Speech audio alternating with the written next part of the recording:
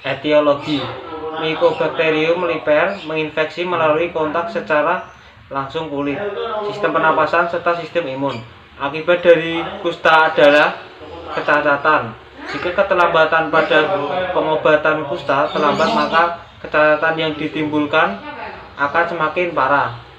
Sifat dari kuman Mycobacterium liper yakni bersifat non-motil, berukuran panjang 1-8 mikro dan berdiameter 0,3 mikro dengan sisi paralel dan ujung yang membulat atau bakteri. Bakteri merupakan tahan asam, tidak dapat diukur pada media buatan yang berbentuk batang garam positif, aerob dan bersifat oblik intraseluler yang mengakibatkan kelemahan lesi pada sistem saraf terinfeksi.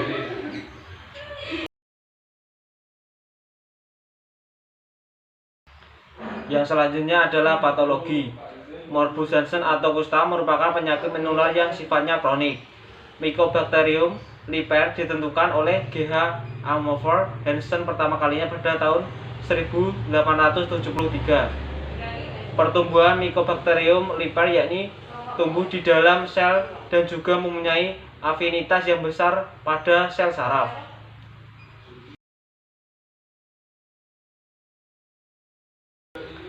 Yang selanjutnya adalah patofisiologi.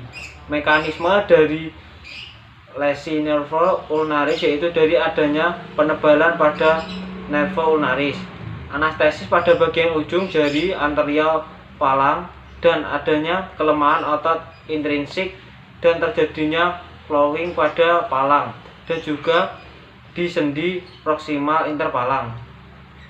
Mycobacterium liper berkembang di dalam monosit darah, kemudian masuk dalam tubuh, yakni melalui pernapasan dan kulit yang luka. Penyebaran menuju ke dalam tubuh bermula pecahnya dari sel monosit, sehingga kuman liper menyebar secara sistematik ke organ-organ lain, termasuk juga ke dalam mata.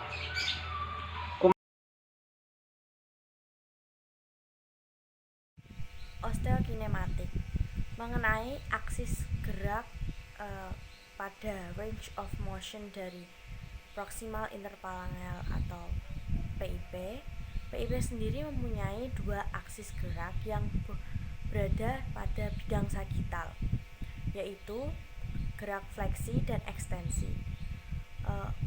Untuk LGS dari fleksi pada pengukuran ISOM yaitu 100 derajat. Untuk gerakan ekstensi yaitu 0 derajat. Memang pada PIP ini sendiri gerak fleksi derajatnya lebih besar daripada ekstensi.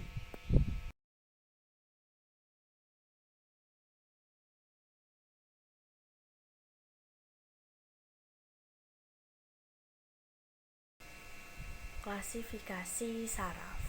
Yang pertama yaitu neuropraksia, ketidakfungsian saraf yang sifatnya hanya sementara tanpa terjadi disrupsi fisik akson. Pada kasus ini biasanya disebabkan oleh traksi, kompresi maupun gesekan. Nah, biasanya pada kasus ini juga dapat kembali normal 2-4 minggu. Yang kedua yaitu aksonotmesis. Terjadi disrupsi akson myelin pada jaringan ikat sekitarnya biasanya kembali normalnya 18 bulan. Untuk yang ketiga yaitu neurotmesis. Nah, klasifikasi ini merupakan yang terparah karena pada saraf perifer tidak adanya pemulihan jika tidak melakukan proses pembedahan dan pembagiannya lengkap dari semua segi.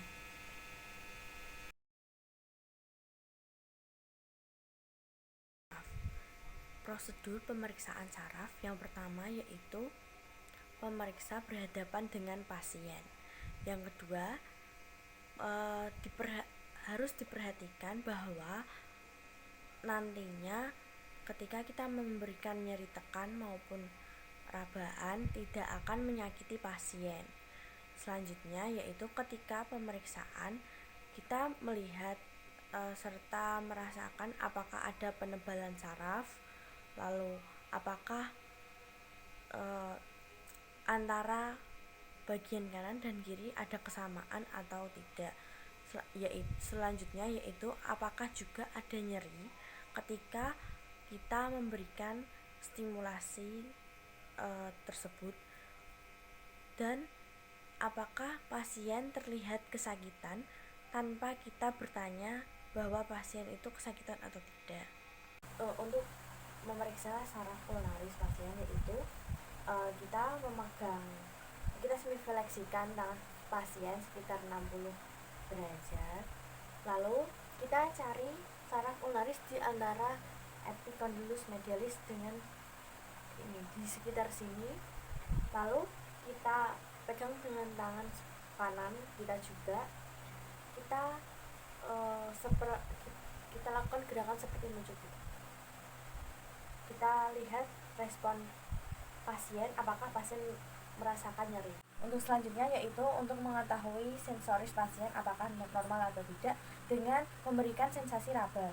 Jadi pasien kita minta untuk menutup matanya, lalu kita memberikan sensoris dengan cara menekan titik-titik di tangan pasien dan meminta pasien untuk menunjukkan di mana kita menekan titik tersebut. Jika pasien dapat melakukannya berarti pasien normal. Yang pertama kita mulai dari sini. Yang mana Mbak? Selanjutnya yang mana? Oke, selanjutnya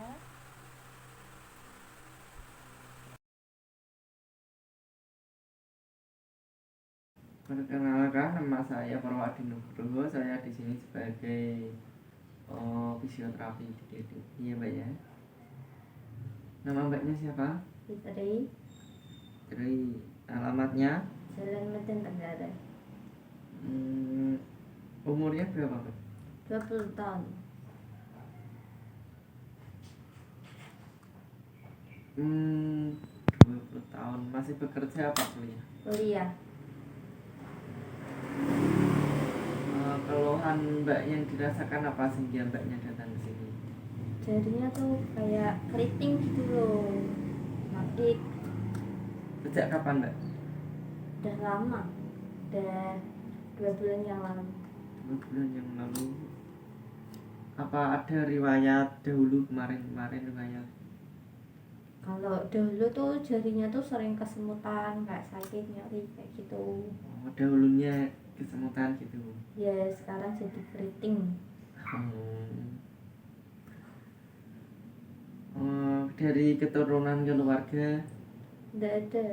Tidak ada. Nggak ada.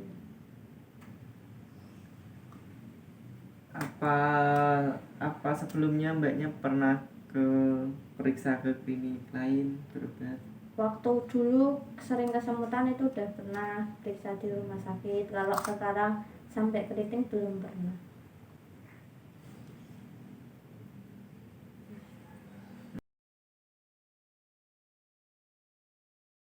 Intervensi fisioterapi pada kasus Cohen yaitu dengan menggunakan terapi latihan.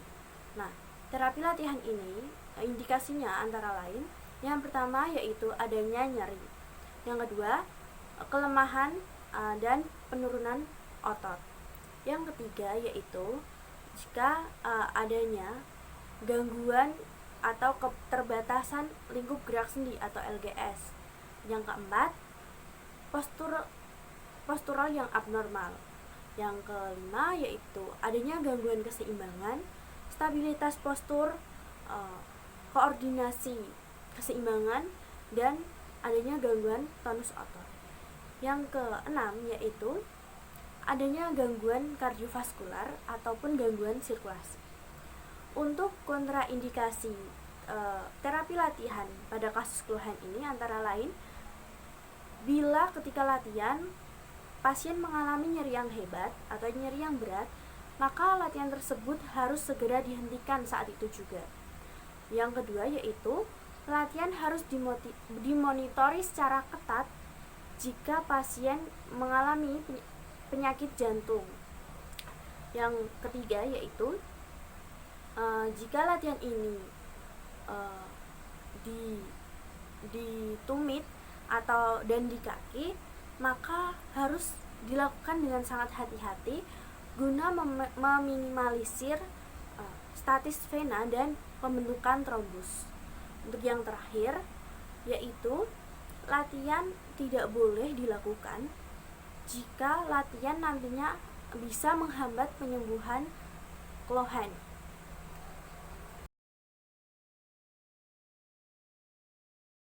Selanjutnya yaitu ada latihan pasif, yaitu posisikan pasien duduk di kursi menghadap meja dengan tangan di atas meja.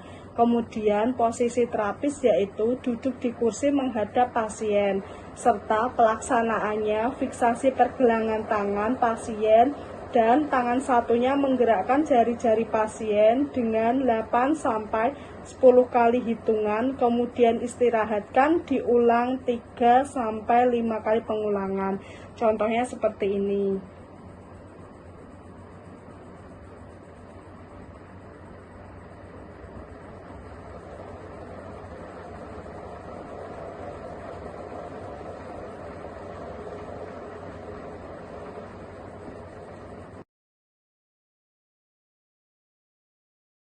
Selanjutnya yaitu ada resisted active exercise, yaitu posisi pasien duduk di kursi menghadap meja dengan tangan di atas meja.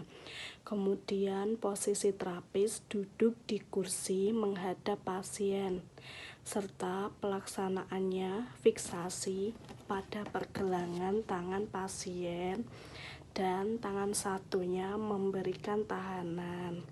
Seperti ini. Kemudian hitung 8-10 kali hitungan, kemudian pasien diminta untuk menutup dan membuka jarinya. 1, 2, 3, 4, 5, 6, 7, 8, 9, 10. Kemudian pasien bisa membuka menutup jarinya.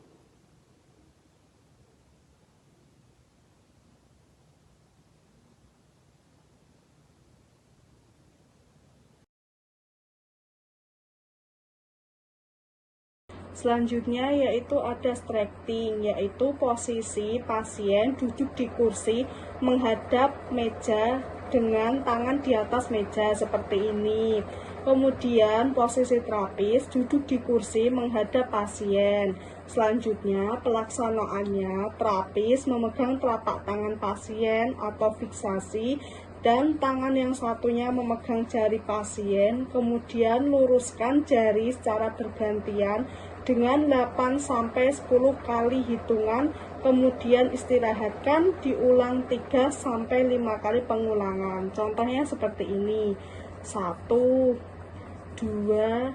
3, 4, 5, 6, 7, 8. Kemudian istirahatkan dan diulang lagi sampai 3-5 kali pengulangan. 1, 2, 3, 4, 5, 6, 7, 8.